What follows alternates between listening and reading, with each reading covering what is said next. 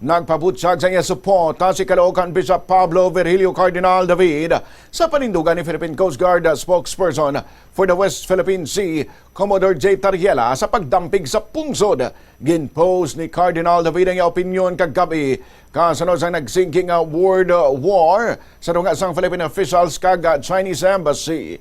Sa iya post, ginpasalamatan sa anay presidente sa Catholic Bishops Conference of the Philippines, si Lingayen Dagupan Archbishop Socrates Villegas, bangod sa iya pagdayaw sa prinsipyo kag kaisog ni Tarriela sa pagpanindugan sa iso sa West Philippine Sea. Sunod kay Cardinal David, hindi lamang ini-issue sa politika, kundi moral kag pastoral, ilabi na bangod na dalahig sa sining iso ang pangabuhian kag kahiluwayan sa mga Pilipino, ilabi na mga manugpangisda.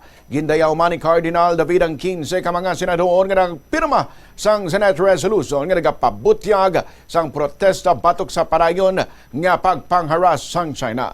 Ang ginatumod sini among resolusyon nga ginbaisan kag sang ulihigin pasar sa Senado sang Lunes nga nagpakamalaot sa mga statement sang Chinese Embassy batok sa Filipino officials.